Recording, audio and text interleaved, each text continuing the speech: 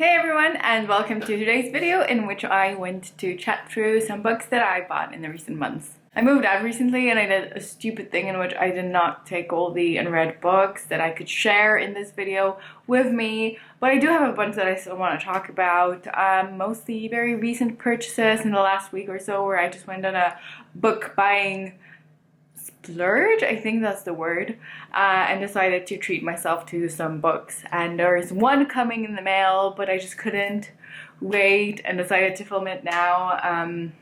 Just a disclaimer, it's The Invisible Life of Addie Delrue, and this is this beautiful cover and I am so excited for this book.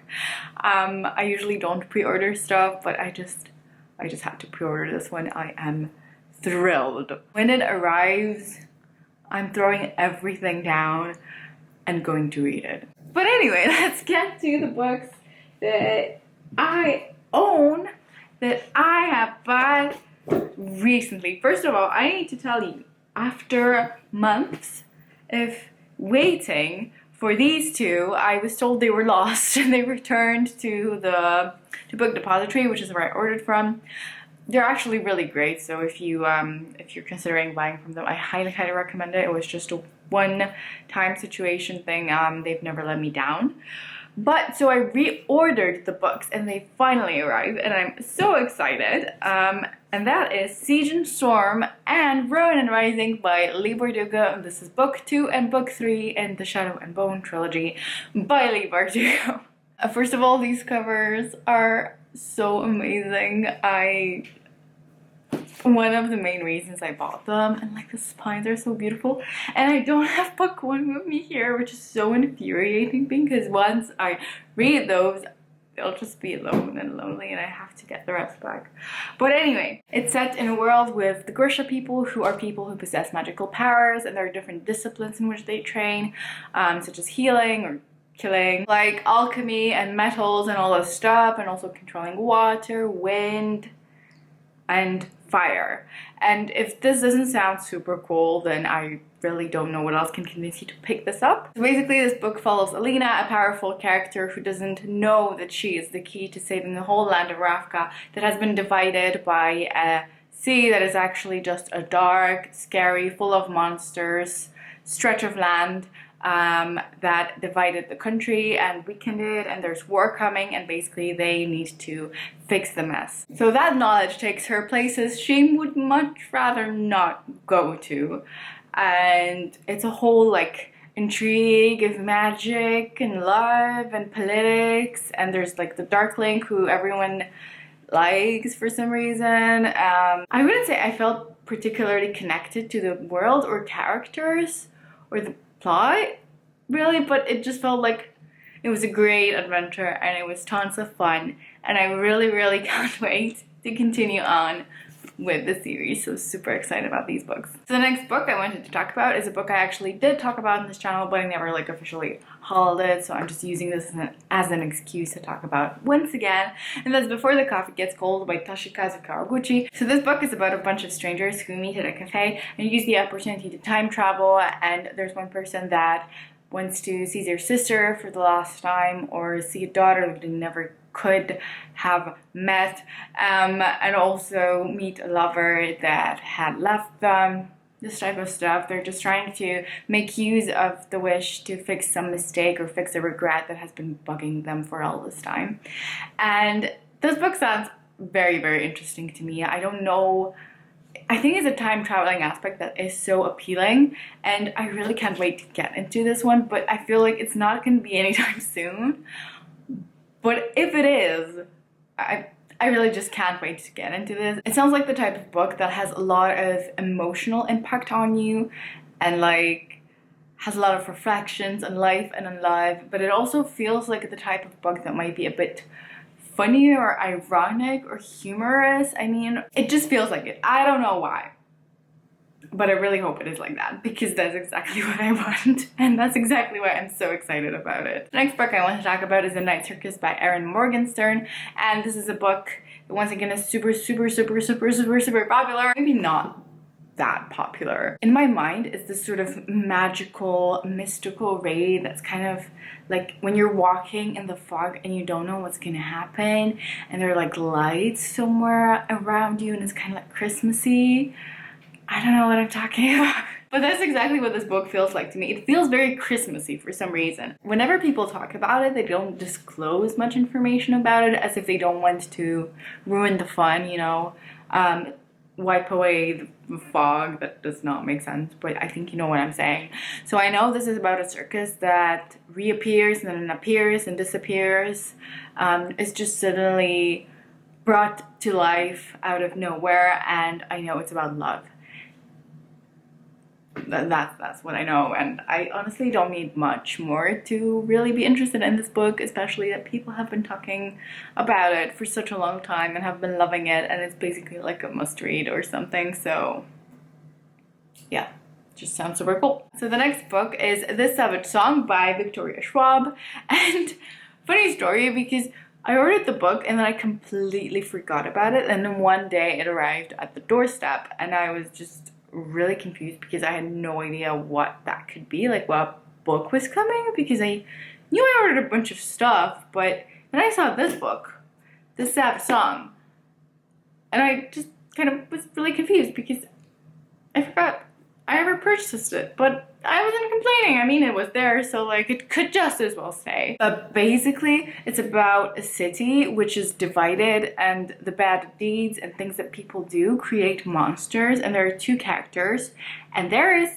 no love triangle from what I know, or no, like, not much romance in it, which is one of the things that convinced me to buy it, I think, because I don't remember buying it. There's a girl, Kate, who basically wants to be like her father and be paid for protecting people from these monsters, and just wants to thrive of the chaos that is going around. And there's a guy named August who wants to be a good person like his father, but there's a curse on him, and basically he is what people fear most, whatever that means.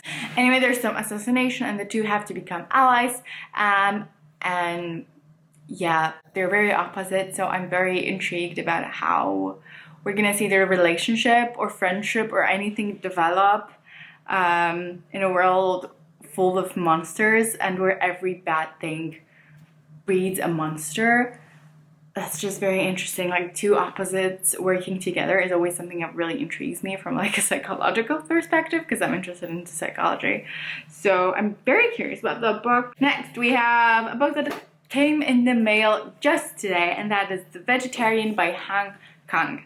And this is a book that we chose for our next book club read, and I am a bit scared of it because my friends have been saying it's a bit weird at times, but I haven't started it yet, so I don't know. Okay, so the description of this book sounds like abstract in many ways, and I'm very curious about where this goes and where it's gonna take me. But it's about a very, very ordinary couple who have been married for a long time. They're not really interested in each other, and they're kind of leading their own kind of dull, boring lives that are pretty normal. And then one day, a very grand and shocking thing happens to them, and the wife stops eating meat. Wow, how shocking. It's gonna be very interesting. And it says here, thus begins a disturbing and thrilling psychological drama about taboo, desire, rebellion, and fantasy. I know it's gonna be super interesting and probably very much out of my comfort zone, but you know what? That's a good thing, and I'm excited for it. And the next book is Goldfinch by Donna Tartt. I know this looks a bit like I already read it, but it's just a used copy, so that's why. This book follows a boy who is 13 years old, I think, and he loses his mother in a catastrophe. And basically his friend, who has very rich parents, takes him in and they live together. And the boy, who lost his mother, he misses her a lot, and he has a picture that reminds him of her. That's just such a complicated explanation. And it's interesting because this picture makes him turn into a criminal. Somehow. I don't know. But the moment I read like the last sentence, I just knew I have to read it. It was recommended to me very much by a friend from our book club, so of course I had to buy it. I mean, yeah. just that. Next is a book that arrived yesterday, actually, I think, and I don't want to know what it's about. I don't know what it's about, but it's The Gods of Jade and Shadow by Silva Moreno Garcia. I think I've talked about it once, maybe, I don't know, but I found like a nice used copy somewhere, so I was like, okay, I'll just buy. I mean, why not? Somehow connected to Mayan gods. Yeah, yeah.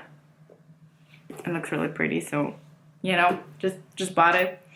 And the last book is one that I got straight from a bookstore. I went to this really cozy and amazing bookstore, and I just could not help myself. And that's A Winter's Promise by Christe Debo. I've talked about it so much, I remember the author. And apparently it's like a hard to get into book, and it's quite complicated to explain it.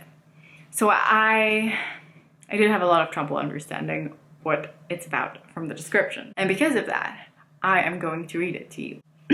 A mix of awkward misfit and misunderstood genius, Ophelia cares little about appearances or other people's opinions of her. She possesses two special gifts: a talent for reading the past of objects, and the ability to travel from mirrors. Her peaceful existence on Anima is interrupted when she is promised in marriage to the Thorn, a member of a powerful clan from a cold and distant ark. I don't know why I keep forgetting what this book is about. Do you ever like have these books that you, no matter how many times you listen to people talk about them and hear about them, you just don't know what they are about for like, I don't know, for what reason, for whatever reason, just doesn't stick to your head. So I'm sorry, this is just one of these books. I've heard great opinions about it, and I really like the cover too. So yeah, I just bought it.